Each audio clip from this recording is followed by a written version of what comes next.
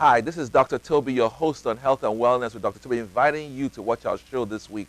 We have a phenomenal guest, Dr. Ovayoza Adeleye. Grew up in Nigeria, trained in Nigeria at the University of Ibadan for medical school, went to Brookdale Hospital in New York for her residency in pediatrics, and recently at the University Hospital Cleveland completed a fellowship in child, adolescent, and adult psychiatry. She's lived in different parts of America, in New York for 5 years, in Maine for 2 years, and then moved down to Louisiana. Now she's been here for 14 years, and she lives in the Natchitoches area and runs a hospital, a clinic with her husband.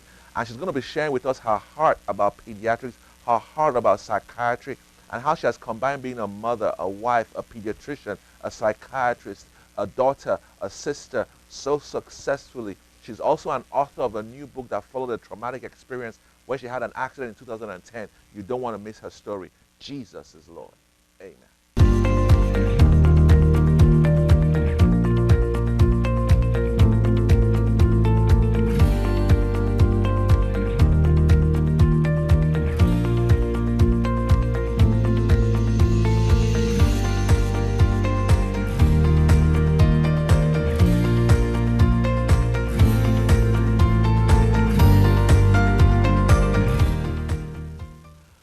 Hi, this is Dr. Toby, your host on Health and Wellness. Thank you for joining us. We have a great show with Dr. Ovayoza Adeleye.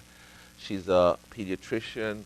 She's an adolescent, child, and adult psychiatrist based in Northwest Louisiana, Natchitoches, Shreveport. Operates out of the David Rains Community Health Center and also at her private clinic at Natchitoches.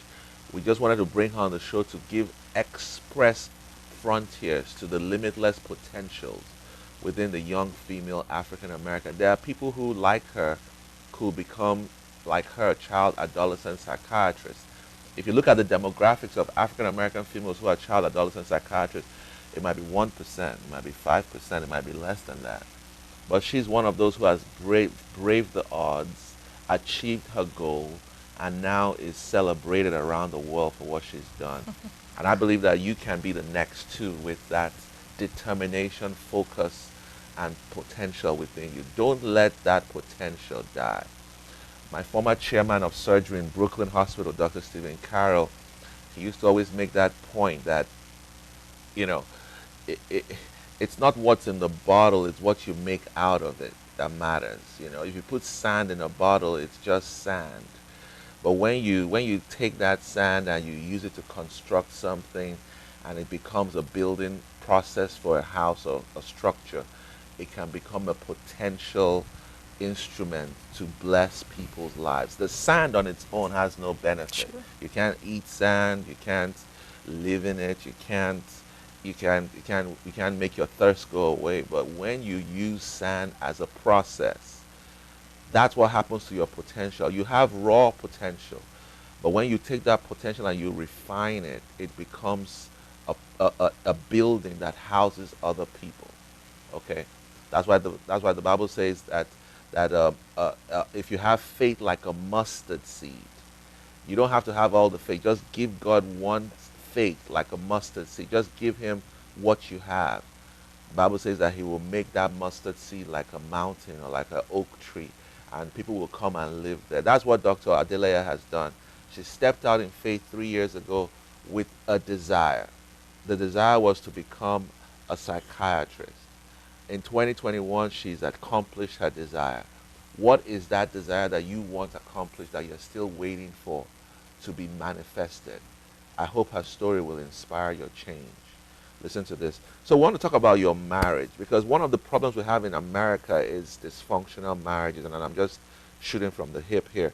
Lots of marriages fall apart after a few years, and parents are so heartbroken, and the couples are heartbroken.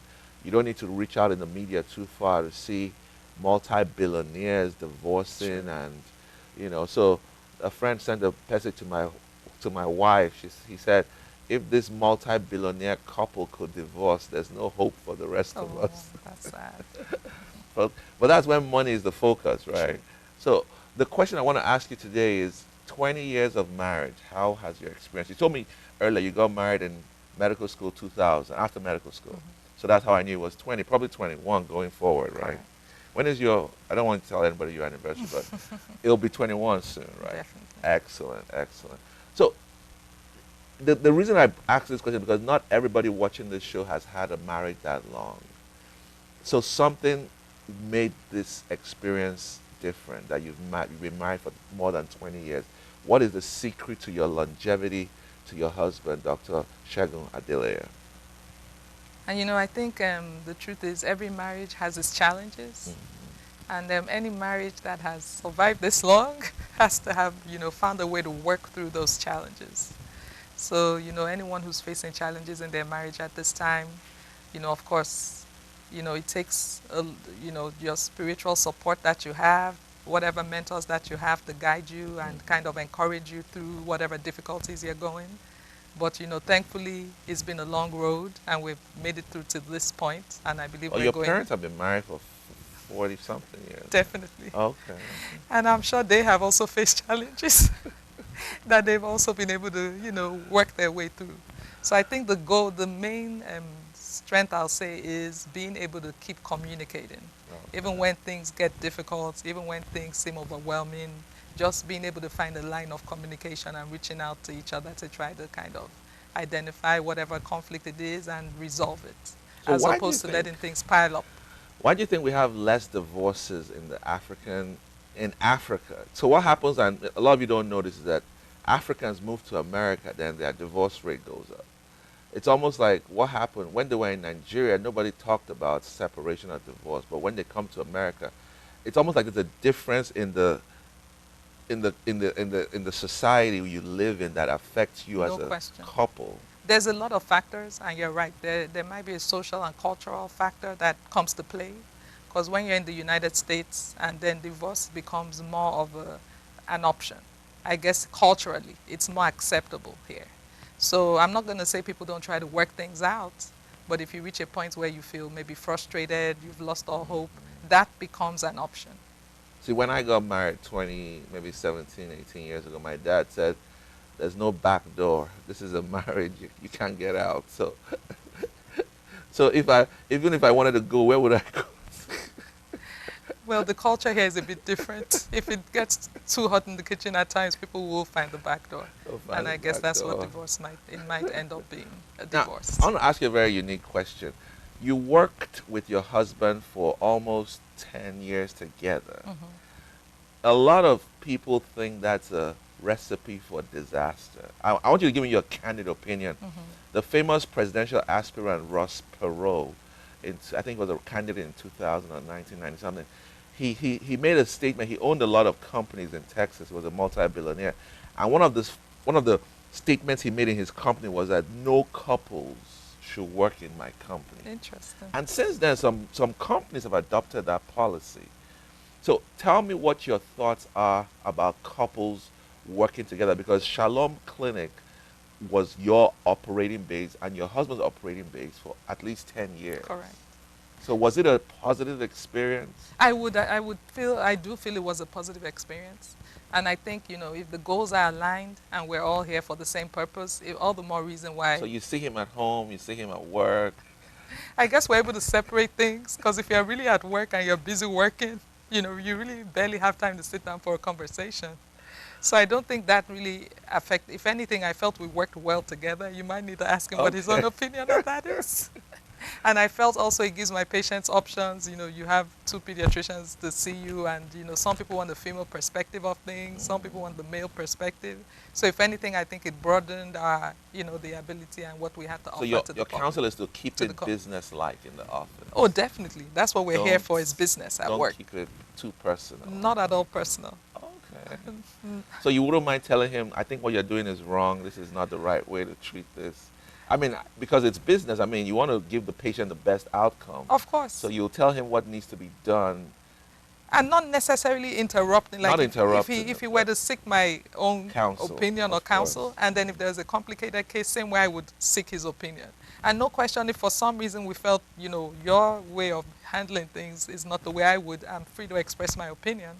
And as long as whatever, his own decisions are evidence-based, he could argue his opinion as well. So that even helps for the marriage of the minds as well. So that's, I think So it this is was even a tougher question. When you were in your residency, your husband was a year your junior. correct. How, and he did the same residency as you did, pediatrics.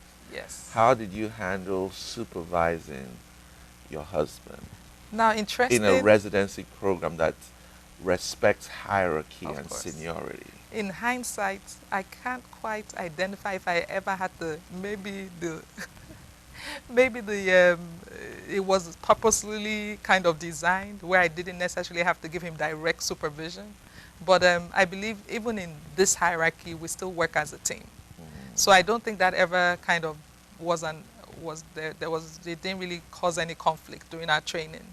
He had practiced as a physician in the UK while I came straight here to start residency. Okay. So he kind of worked there as a senior house officer for a year, and in his second year, then he came to join me in Brooklyn.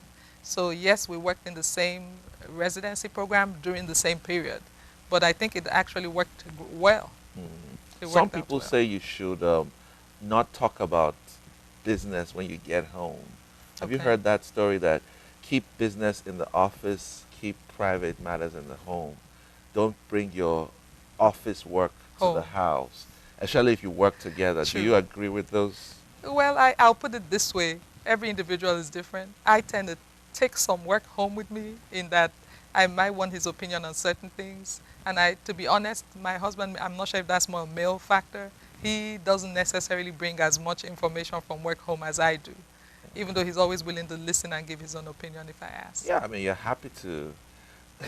I wouldn't want to talk about my work at an office in my house. I mean, it's like, I just want to leave it at the office True. and get it done with.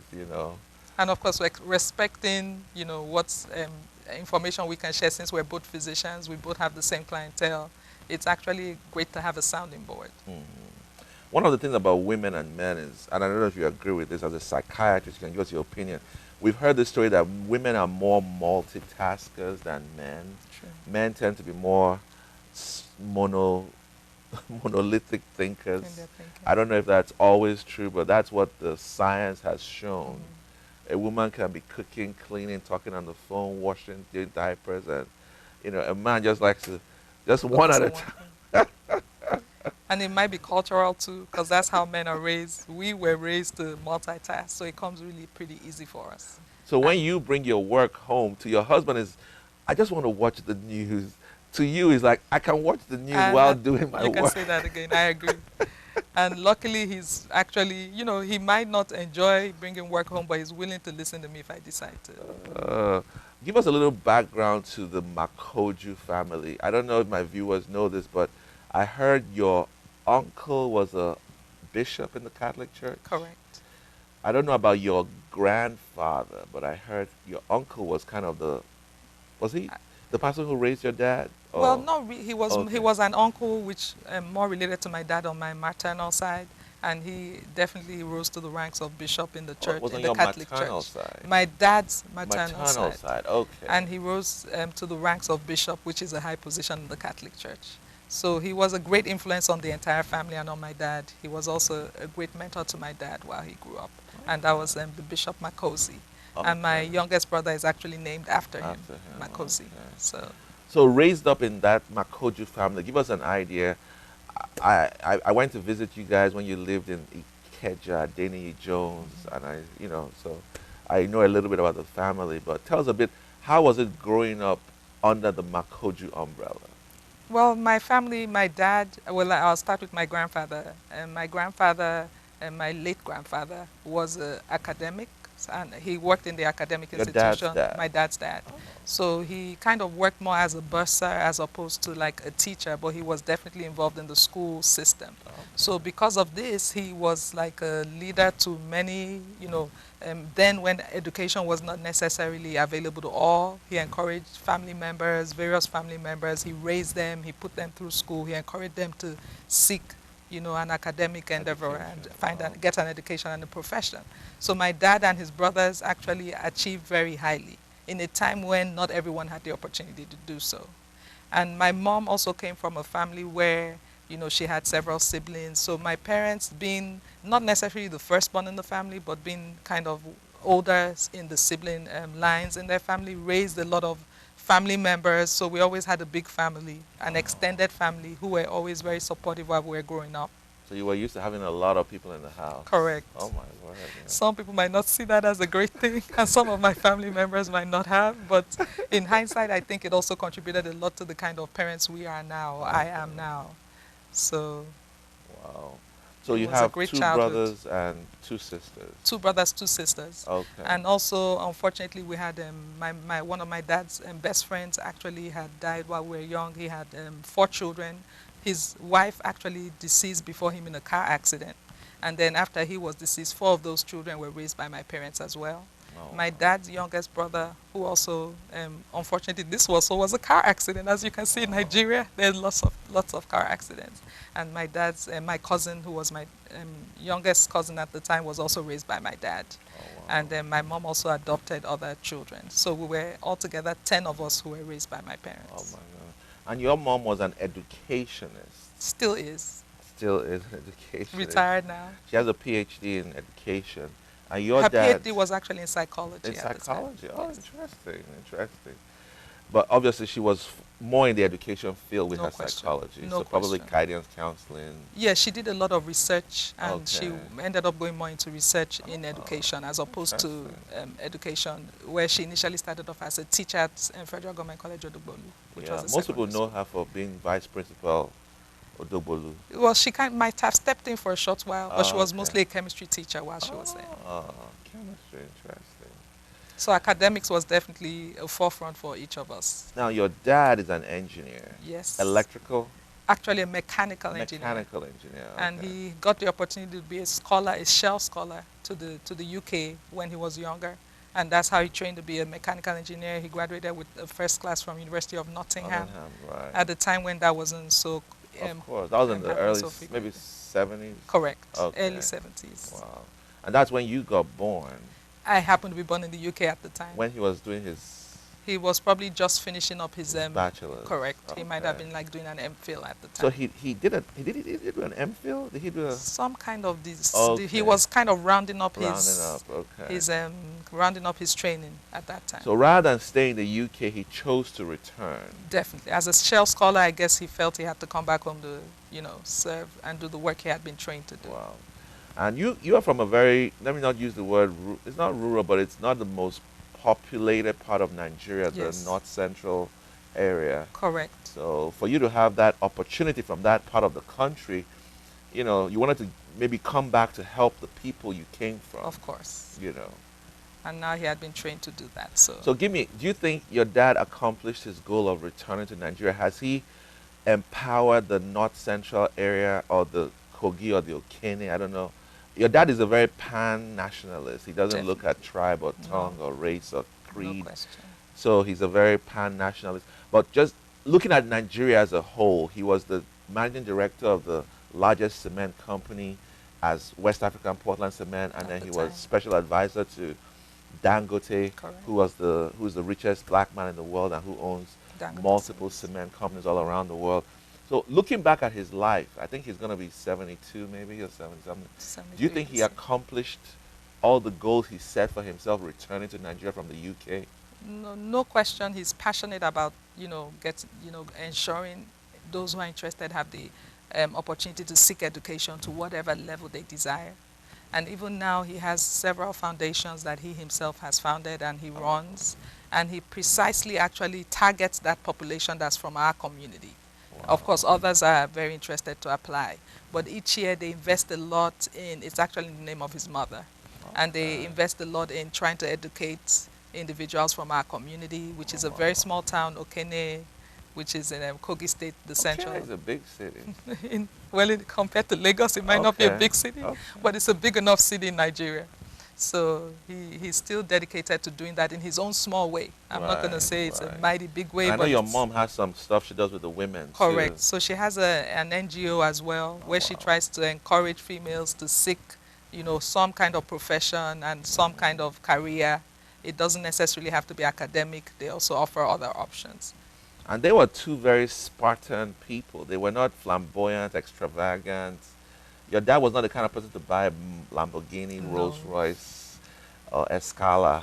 I not mean, at all. he was a very conservative individual. Even though he worked Serious. for the richest black man in the world, you wouldn't know he was working in that caliber of financial um, resources. Correct. And now we've been able to get him to retire. He's still the same, so. So he raised you up in that same mold Oh, definitely. to be conservative, to not look at money as the objective, to give the best value you could give. Because I know one of your sisters is also working at Siemens as a managing director. Correct. She's now moved to Germany in She's the now last moved few to months. Germany, right. Within the last 6 months, she's now in Okay. Germany and working in Munich. So that shows that your dad inculcated some values in you that have shown benefit over the years. I believe so. He was, he's a very humble, dedicated hard worker. He always, encouraged us to seek, to achieve the best goal, the greatest we could achieve within the academic realm, to enable us to be empowered, to be independent, and not just to kind of, be in a position to support ourselves and our families, but also those who might, need us or depend on us or need help. So he gave us the outlook to life, where every individual from the time of conception till the time of death is, we're all equal. He doesn't see himself as greater than anyone. He does feel when you have more opportunities, then of course you have more to account for and more is expected of you. And we try to live up to that expectation. So this is a video that's going to go around the world. So I want you to honor those people. You mentioned earlier that you had mentors in your marriage. You said when you had difficulties, obviously communication, and then you had people you went to as mentors. This is an opportunity to say thank you to those mentors. Anybody you want to name that maybe played a role to this awesome marriage, awesome family, awesome career, awesome woman of God that you have become over the years? Oh, no question. I think, one person I can always rely on, as we've already mentioned, my parents have always been supportive. So my mom and my dad, they've always been supportive through thick and thin and in all situations, as well as, various family members and friends. In fact, there's an in-law of mine, Mrs. Alade Common. She's very prayerful, very supportive. She's also very someone we can rely on whenever we're in need. My aunts mostly. So I would say many family members have been very supportive. Like I said, we're from a big family, and they are the ones who kind of pray for us, guide us, and they're always there to support us, especially when we go through difficult times. When you have a big family, There's so much, but that's the good thing is there's a lot of people you can rely on. They're always just a phone call away. I like to keep it simple, but yeah, when you have a big family, it's hard to keep it It's simple. hard to keep it simple. It's hard to keep it simple. But in my career, interesting enough, right now I'm doing a public and community psychiatry fellowship, which is more with community psychiatry, which is somewhat different from private practice or just general psychiatry or hospital psychiatry. And I have a mentor there who's more academic oriented. And Dr. Ronels has been very helpful the past year, providing Cleveland mentoring. Clinic? He's still at University Hospital in Cleveland. Okay. And I meet with him like a few times a month, where he kind of Awesome. helps set me on the right, make sure I'm keeping my goals ahead of me and continue to try to attain them. Wow. So I think academically, spiritually, personally, there are various mentors. They all serve different roles, but and I believe everyone who's successful has to have these people to help guide you and mold you and support you as you seek to achieve your goals. What would you say is the difference between America, London, and Nigeria? If you look back at all the three major countries you've lived in, Correct. what would you, give us a synopsis. You're talking to an American who's never been to the UK or to Nigeria. Can you explain what you noticed in London that was different from what is in America, and what you noticed in Nigeria that is different from America? In case they want to come with us one day to Nigeria and they want to be prepared for what they meet. Okay. I think looking at it from different views, if you're looking at the family outlook, no question that in Nigeria we tend to deal with the whole extended family. So, we have big families, we're pretty much supportive of each other. You're more likely going to find several family members that are not necessarily direct children of a family, but they might be cousins or even as well as friends that might be raised by a family member. So we have great big extended families. That gives us a big support. And when you talk about things like postpartum depression here, where mothers go home, it's just you and the baby, that's unlikely to happen in Nigeria. There's likely aunties, there's likely, friends or family members coming in and out the door and here to take over the baby while you try to recover. So I find that family support to be a big strength we have in Nigeria.